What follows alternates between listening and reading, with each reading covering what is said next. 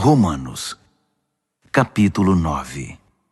Ao mesmo tempo, vocês precisam saber que todo o tempo carrego comigo uma imensa tristeza, uma dor profunda dentro de mim, e nunca me livro dela. Não estou exagerando. Cristo e o Espírito Santo são minhas testemunhas. São os israelitas. Se houvesse um jeito de eu ser amaldiçoado pelo Messias para que eles fossem abençoados por ele, eu o faria sem hesitar. Eles são minha família, cresci com eles. Eles tinham tudo: família, glória, reuniões, revelações, adoração, promessas. Sem falar que são o povo de onde veio o Messias, o Cristo, que é Deus sobre tudo, sempre. Amém. Mas não pensem que a palavra de Deus tenha falhado em algum ponto. O problema é antigo. Para começar, nem todos os israelitas fisicamente são israelitas espiritualmente. Não foi a linhagem de Abraão que trouxe essa identidade, e sim a promessa de Deus. Lembram-se do que foi dito: sua família será considerada por Isaque? Isso significa que a identidade israelita nunca foi determinada fisicamente, por transmissão genética, mas por Deus, pela promessa. Lembram-se da promessa?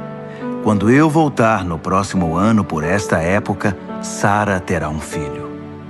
E não foi a única vez. Também foi feita uma promessa para Rebeca, muito além da genética. Quando ficou grávida do nosso antepassado Isaque e esperava os gêmeos ainda inocentes, incapazes de fazer bem ou mal, ela recebeu uma confirmação especial da parte de Deus. Na ocasião, Deus mostrou que seu propósito não é algo que dependa do que fazemos ou deixamos de fazer, e sim determinado por sua decisão, vindo diretamente de sua iniciativa. Deus disse a Rebeca: o primeiro a nascer dos gêmeos ocupará o segundo lugar. Mais tarde, a situação deu origem à dura frase: eu amei Jacó, mas rejeitei Esaú. Será que com isso podemos dizer que Deus é injusto? Vamos devagar. Deus disse a Moisés: misericórdia é comigo mesmo, compaixão é comigo mesmo. A compaixão não nasce em nosso coração compadecido, nem em nosso esforço moral, mas na misericórdia divina. Foi o mesmo caso do faraó. Eu o escolhi para ser mero coadjuvante no drama da minha poderosa salvação.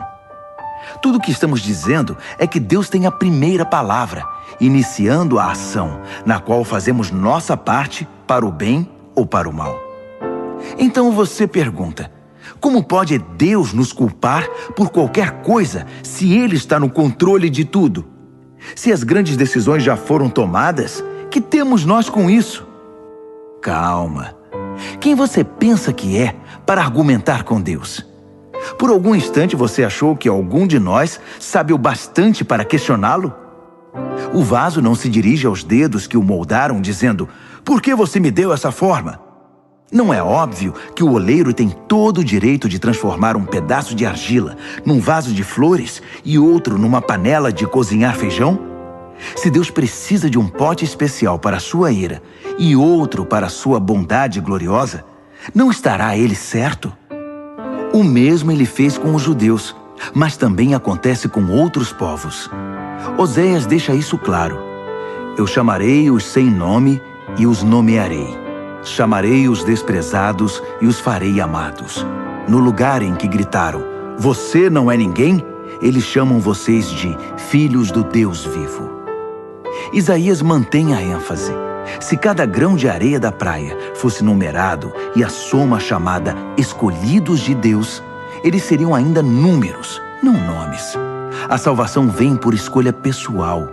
Deus não nos conta, chama pelo nome. Meros números não são seu objetivo. Isaías enxergou esta realidade. Se nosso poderoso Deus não nos tivesse dado um legado de filhos vivos, acabaríamos como cidades fantasma, como Sodoma e Gomorra. Como resumir tudo isso? Todos os que não pareciam interessados no que Deus estava fazendo, na verdade, abraçaram o que Deus fazia quando Ele endireitou a vida deles. E Israel, que parecia tão interessado em ler e falar sobre o que Deus estava fazendo, distanciou-se de Deus. como puderam se distanciar? Porque em vez de confiar em Deus, eles assumiram o controle. Estavam envolvidos no que eles mesmos faziam. Tão envolvidos nos seus projetos de Deus que não perceberam Deus à sua frente, como uma pedra no meio da estrada. Então tropeçaram nele e continuaram caindo. E Isaías de novo junta tudo isso numa metáfora. Cuidado, pus uma pedra enorme no caminho para o Monte Sião, uma pedra que você não pode contornar. Mas eu sou a pedra. Se você me procura, me encontrará a caminho, não obstruindo o caminho. Romanos, capítulo 10. Acreditem em mim, amigos. Para Israel desejo o melhor. Salvação, nada menos que isso. É o que desejo de todo o coração e em todo tempo oro a Deus por isso. Sei que os judeus são muito dedicados a Deus, mas estão fazendo tudo ao contrário. Não parecem entender que esse acerto da condição humana, que é a salvação, é obra de Deus, e muito bem sucedida.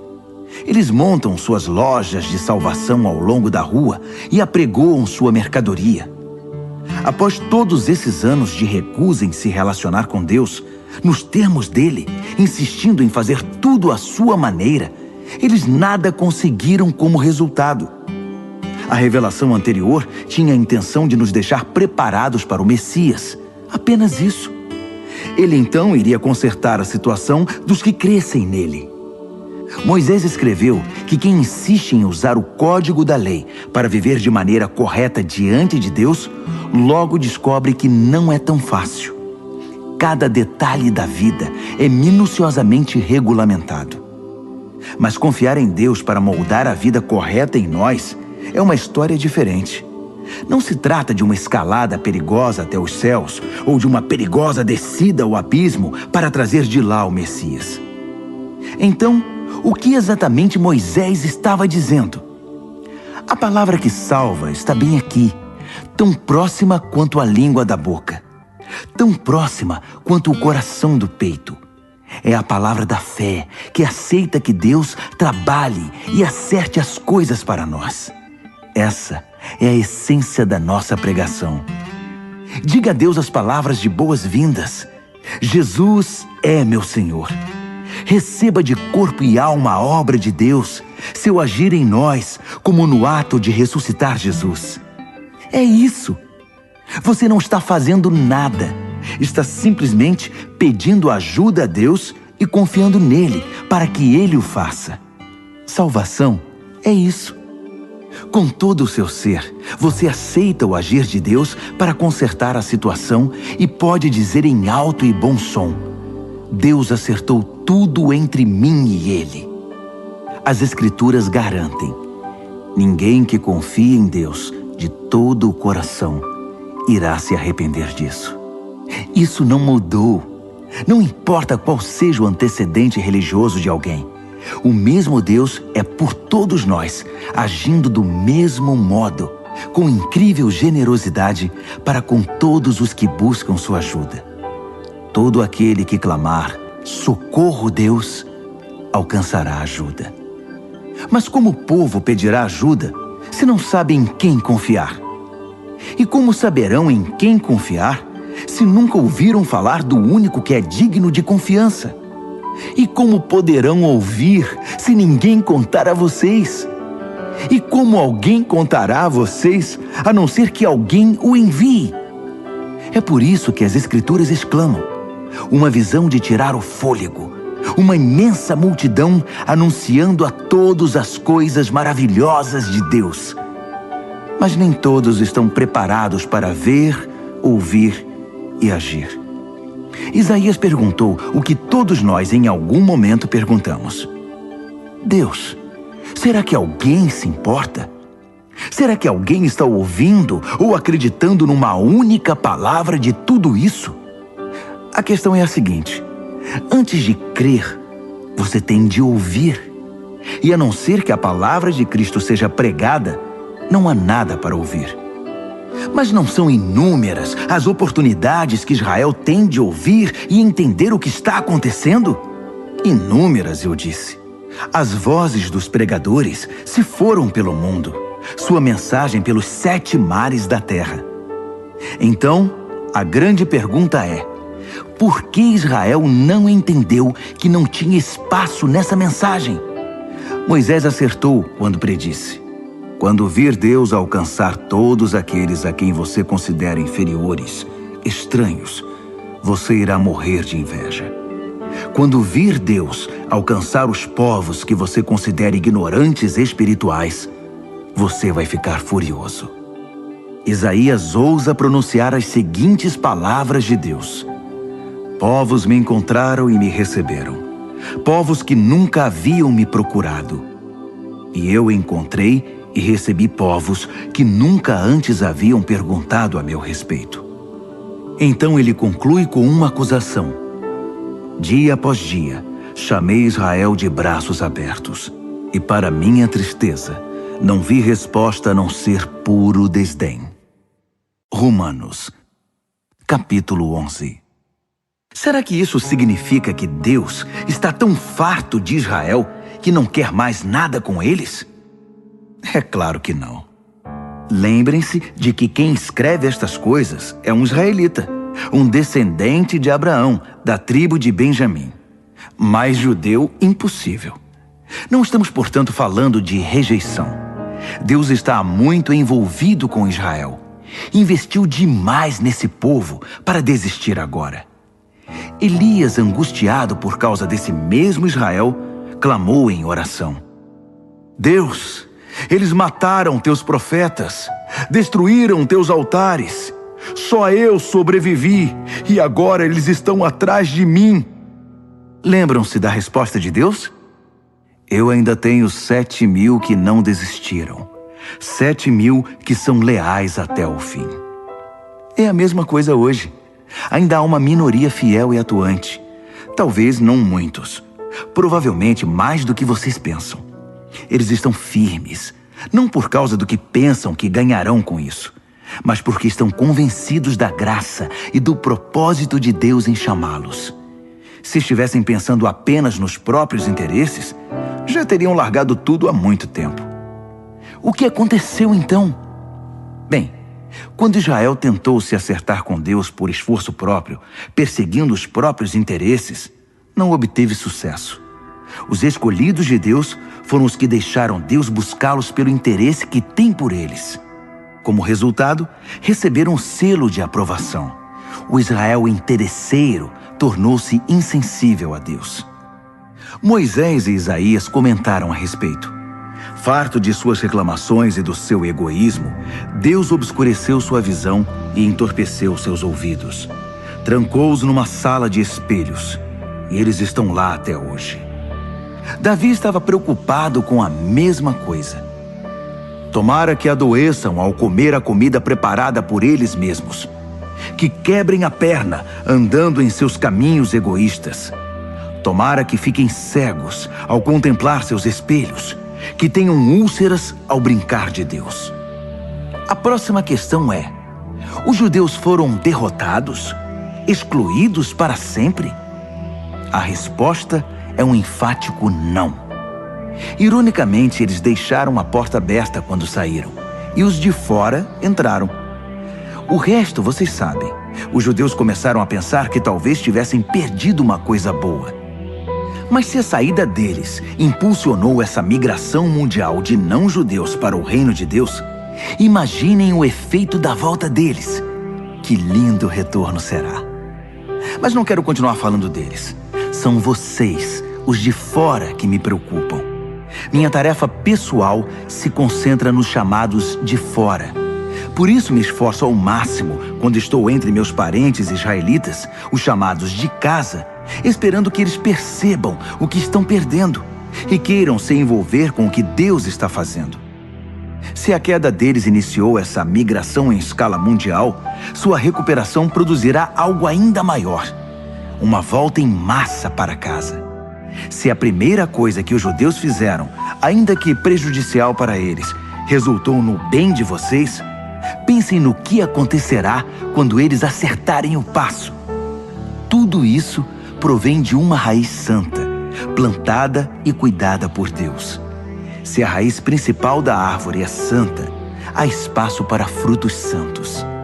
Alguns ramos foram podados, e vocês, ramos de oliveira selvagem, foram enxertados. Mas o fato de vocês serem alimentados pela raiz santa e rica em nutrientes não os autoriza a tripudiar sobre os ramos podados. Lembrem-se de que vocês não estão alimentando a raiz. Ela é que está alimentando vocês. Assim é possível dizer: outros ramos foram podados para que eu pudesse ser enxertado. Muito bem, mas eles foram podados porque eram dispensáveis, não mais ligados pela fé e pelo compromisso com a raiz. A única razão pela qual vocês estão na árvore é porque o enxerto de vocês pegou quando creram e porque vocês estão ligados à raiz que nutre a fé. Por isso, não fiquem vaidosos. Sejam humildes e prontos em relação à raiz que os mantém verdes e vivos. Agora, se Deus não pensou 2 vezes para podar os ramos naturais, por que hesitaria em cortar vocês? Ele o faria sem vacilar. Fiquem atentos ao amor bondoso e à terrível severidade que coexistem em Deus. Misericórdia zero para os ramos mortos, bondade total para os enxertados. Mas não considerem só a bondade. No momento em que virar ramo morto, vocês serão cortados. E não se sintam superiores aos ramos podados que caíram ao chão. Se eles saírem do estado de morte, poderão muito bem ser enxertados outra vez. Deus pode fazer isso. Ele é capaz de enxertos milagrosos. Porque se ele pôde enxertar vocês, ramos cortados de uma árvore qualquer, numa das árvores do pomar, ele não terá dificuldade de enxertar de volta na árvore de origem ramos que cresceram nela. Alegrem-se por estar na árvore e esperem o melhor para os outros. Quero ser o mais claro possível, amigos. O assunto é complicado. É fácil interpretar errado o que está acontecendo e, com arrogância, presumir que vocês são a realeza e eles apenas o povão excluído. Mas não é assim. Essa dureza da parte de Israel em relação a Deus é temporária e tem o efeito de permitir o acesso de todos os que estão de fora, de modo que, por fim, a casa se encha. Antes do fim de tudo, haverá um Israel aperfeiçoado. Está escrito: um campeão virá das montanhas de Sião. Ele purificará a casa de Jacó. E esse é meu compromisso com o meu povo: a remoção dos seus pecados. Enquanto vocês ouvem e abraçam as boas notícias da mensagem, fica parecendo que os judeus são inimigos de Deus.